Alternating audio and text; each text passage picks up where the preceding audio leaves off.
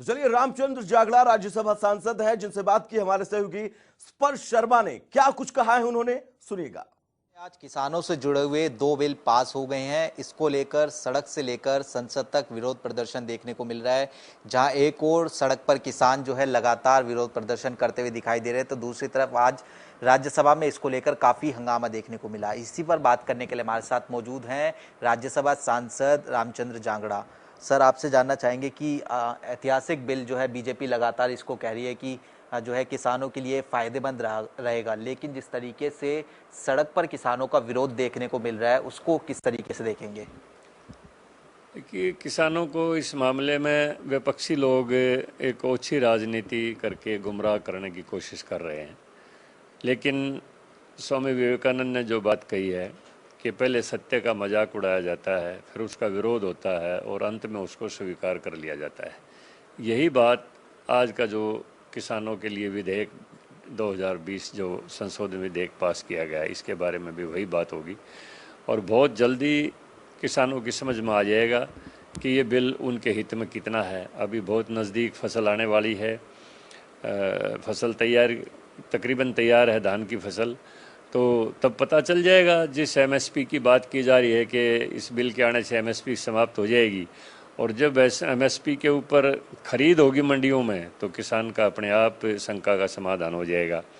और जब किसान को ये आज़ादी होगी कि मुझे लग रहा है कि एमएसपी कम दिखाई दे रही है, मैं डायरेक्ट मुझे कोई कंपनी अच्छा पैसा दे रही है और मैं मंडी से बाहर बेचने के लिए स्वतंत्र हूँ, तो उसकी शंका का समाधान हो जाएगा। उसको अपने आप लगेगा कि मैं जो सोच रहा था, वो जो गुमराह कर रहे थे, मुझे जो लोग भ्रमित कर रहे थे, वो गलत था और सरकार ने हर लिहाज से हमारे पक्ष में फैसला किया है।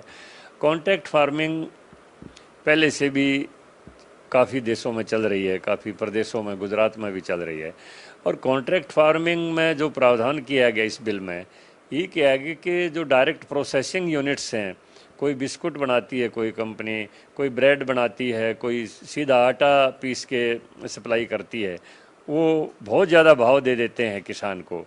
तो बीच में जो आड़ती का कमीशन और सब कुछ जो लागत होती है, माल ढुलाई की, गोदाम में रखने की, वो उसकी वेयर हाउसिंग का किराया, सब लगने के बाद जो प्रोसेसर यूनिट जो खरीदती है, अगर वो सारी चीज़ें एक्सक्लूड करके भी और किसान को ही अगर 200 रुपये कुंटल ज़्यादा दे के कोई प्रोसेसिंग यूनिट कोई किसी भाव पर जो फसल खरीदेगी, तो किसान की आंखें खुल जाएंगी कि मैं गुमराह हो रहा था और आज जो मैं सोच रहा था, जबकि ज़मीनी धरातल पर सच्चाई कुछ और है और ये विधेयक हमारे पक्ष में है, तो अपने आप उसकी शंका का समाधान हो जाएगा। क्योंकि 2024 तक मोदी सरकार है और 2024 तक कम से कम भी 10 बार फसल चक्कर आ चुका होगा, तो अपने आप ही आते आते सारी शंकाओं का समाधान हो जाएगा। कांग्रेस की बात करें, कांग्रेस ये कह रही है कि हम जो है लगातार किसानों के साथ खड़े हुए हैं।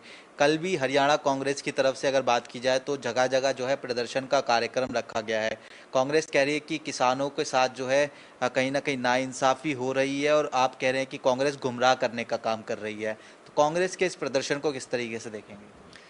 किस मुँह से कांग्रेस से किसान हितैषी होने की बात करती है? मैं खुद किसान हूँ, खेती करता हूँ, मेरी खेती है और मैंने सन 1980 में ट्रैक्टर खरीदा पहली बार। तो उस समय 24% ब्याज था बैंकों का, किसान जो लोन लेता था। कोऑपरेटिव सोसाइटीज़ से जो लोन मिलता था उसके ऊपर भी 24% ब्याज लगता था। और किसान के लिए सबसे बड़ी अपमानजनक बात ये थी कि थानों में तो अपराधी गिरफ्तार किए जाते हैं, उनको हालात में रखा जाता है। डिफ़ाल्टर किसानों के लिए तहसीलों में अलग से हवालातें थी और जिसकी एक किस्त भी टूट जाती तो किसान को तहसील के हवालात के अंदर बंद कर दिया जाता था। और जो भी तहसील के अंदर लोग आते तो आते जाते उसकी तरफ देखते थे कि ये आदमी डिफ़ाल्टर है। इतना अपमानजनक व्यवहार कांग्रेस के समय में किसान के साथ किया जाता था। उस प्रथा को ख़त्म किया तो बीजेपी सरकार ने किया। पहली बार जब वाजपेयी जी देश के प्रधानमंत्री बने तो उन्होंने किसान क्रेडिट कार्ड की व्यवस्था की और 24% ब्याज को घटाते घटाते वो 8% के ऊपर लेके आए। आज किसान बैंक की रजिस्ट्री लेके जाता है, बैंक में अपनी ज़मीन की रजिस्ट्री लेके जाता है अपनी फ़र्द लेके जाता है और आराम से 50,000 रुपये एकड़ का लोन किसी समय भी ले सकता है, उसका क्रेडिट कार्ड बन जाता है, वो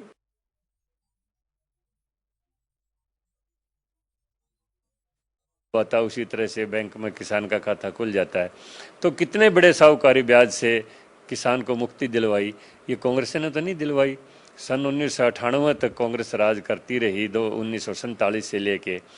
तो आज कांग्रेस किस मुंह से किसान की भलाई की बात करती है? किसान की आर्थिक अवस्था अगर सुधरी है तो वो, चाहे वो वाजपेयी जी का कार्यकाल था, चाहे मोदी जी का कार्यकाल है, और चाहे बीच में जनता पार्टी का कार्यकाल कुछ समय के लिए 2.5 वर्ष के लिए आया था, जब भी कांग्रेस विरोधी पार्टियां सत्ता में आई तभी किसान के लिए काम किया गया है। कांग्रेस को तो कोई हक ही नहीं है आज वो हड़ताल करे, आज वो रास्ता रोको आंदोलन चलवाए, किसानों को प्रोवोक करे और उनको देश की एक कानून व्यवस्था के अंदर बाधा पहुंचाए। तो ये तो हमेशा से एक कांग्रेस का कैरेक्टर रहा है कि जब भी कोई किसान हितैषी, मजदूर हितैषी, कोई दलित वर्ग हितैषी कोई भी नीति लागू की जाती है तो कांग्रेस उसमें तिलमिला जाती है कि ये तुम्हारा तो वोट बैंक सदा के लिए ख़त्म हो गया। तो वो किसान को गुमराह करने की कोशिश की जा रही है। वो थोड़े से दिन में स्थिति स्पष्ट हो जाएगी और किसान को पता चल जाएगा कि ये कितना उसके हित में बजट पास किया, ये कानून पास किया गया। सर, एक अंतिम प्रश्न, आज जिस तरीके से राज्यसभा में हंगामा हुआ, आप क्योंकि वरिष्ठ नेता हैं, किस तरीके से इस हंगामे को देख रहे हैं? वेल में जो है तमाम सांसद पहुंच गए, जो है प्रतियां भी वहां पर फाड़ी गई, माइक भी जो है वहां पर खींचे गए, किस तरीके से इस हंगामे को देख?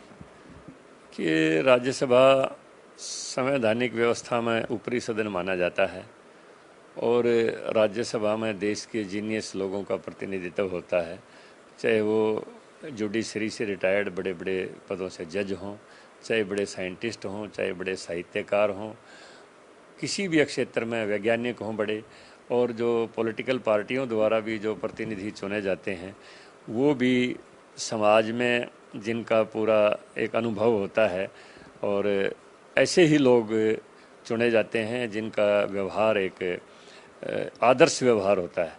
तो कम से कम ऊपरी सदन से देश ये अपेक्षा करता है कि उन लोगों का आचरण ऐसा हो जो अनुकरणीय हो।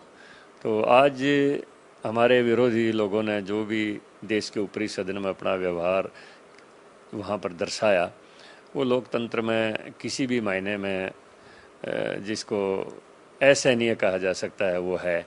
और विरोध करने का एक तरीका होता है, वो वोटिंग में की मांग कर सकते थे, हाउस में वोट भी हो सकती है, जिसके पक्ष में ज़्यादा वोट पड़ जाती तो उसी के पक्ष में फैसला आ जाता।